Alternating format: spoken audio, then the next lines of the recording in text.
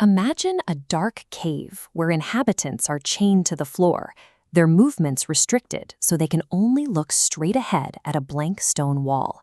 This is Plato's allegory of the cave. He describes an elite group standing behind the prisoners, holding puppets in front of a fire to project flickering shadows onto the wall. Because the prisoners have never seen the fire or the puppets, they mistake these shadows for the entirety of existence. For generations, the primary mechanism for directing human focus has been money. By making financial wealth the central goal of survival, the system ensured that billions of people spent their waking hours looking in the same direction. However, the elite have reached a point where money is no longer a reliable anchor for control. In a world of fiat currency, where trillions can be generated with a keystroke, capital is effectively infinite. When a resource becomes that common, its ability to command and restrict behavior begins to evaporate. This devalues money as a lever of power, forcing the system to find a more fundamental bottleneck. They have shifted their focus to the one resource that remains strictly finite: your conscious attention.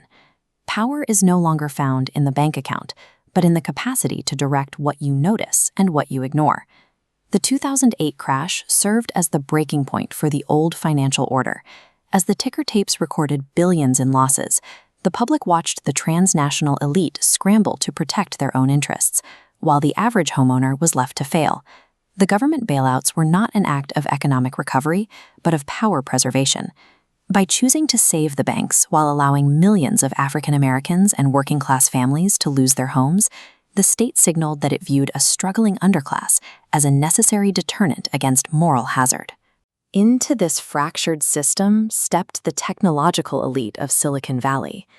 They are currently building a massive infrastructure of data centers and AI models that operate at a loss, mirroring the Wall Street tactics of 2008.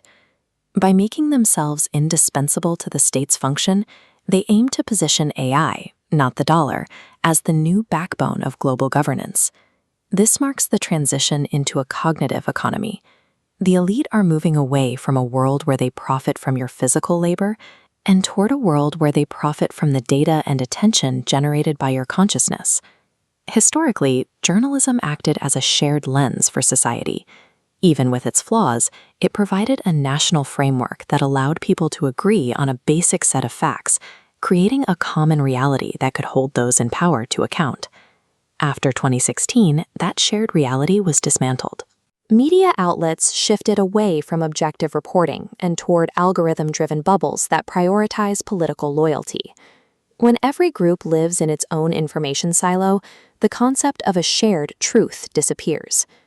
This fragmentation is the foundation for techno-Marxism, a model where the elite manage a population by removing their ability to perceive a world outside of the system. Without a shared truth, the public becomes incapable of organizing a unified resistance, leaving them ready for a state of total compliance. To ensure this compliance, the system relies on a numb population. This is achieved through the mass prescription of SSRIs and the constant stream of digital distractions that keep the mind in a state of perpetual, shallow engagement. By isolating individuals within digital bubbles and dulling their cognitive senses, the elite create a public that is entirely dependent on the system to interpret the world. You are no longer expected to think. You are expected to be managed. Artificial intelligence is the mechanism designed to finalize this capture. It is presented as a helpful assistant, but its functional purpose is to intercept and manage your individual focus at all times. Notice how the information flows. The AI acts as a bottleneck. It reads the books, interprets the news, and filters reality for the user. Eventually, the human at the end of the line stops processing raw information and only consumes the AI summary. The system further embeds itself through AI companions and robotic friends. These entities are programmed to be your most intimate confidants, capable of modulating your mood and subtly directing your behavior to ensure you remain pacified and predictable. This creates a two-tiered humanity. The vast majority are moved into a token economy, where they are encouraged to own nothing and find happiness in a curated digital existence. Meanwhile, the elite use the wealth and data extracted from this underclass to fund radical longevity research. While the public is managed by algorithms, the people at the top focus on transhumanist technologies that aim to extend their biological lifespans by decades. The end goal is a permanent biological divide. On one side, an immortal ruling class with total access to information. On the other, a compliant, short-lived population existing entirely within a managed cognitive cage. The only way to disrupt the system is through the conscious exercise of your own attention. In a world designed to distract you, choosing exactly where you look is the most effective form of rebellion. Reconnecting with your own mind requires stepping away from the algorithm. This first folio of Shakespeare represents a direct link to the unfiltered depths of human consciousness. The great books are not just literature, they are portals that allow you to engage with ideas that haven't been summarized by a machine. This path requires intellectual courage. You have to be willing to leave your bubble, engage with people who disagree with you, and do the difficult work of thinking through complex problems without a digital assistant. To escape the modern cave, you must value your own curiosity more than the comfort of the algorithm.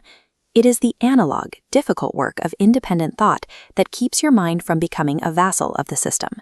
The system's greatest weapon is the belief that you are an insignificant speck, one person among 8 billion, too small to matter. But the hermetic law of cause and effect suggests the opposite, that every consciousness is interconnected. Your internal state and your external choices ripple through the entire universe, meaning your individual focus has a direct impact on the collective reality. Total control requires your consent. Compliance is a bargain you make when you trade your free will for digital pacification.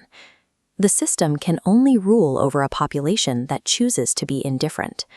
Your consciousness is the only wealth they cannot take without your permission. You matter to the universe, but you must exercise your free will to reclaim your attention and choose to matter.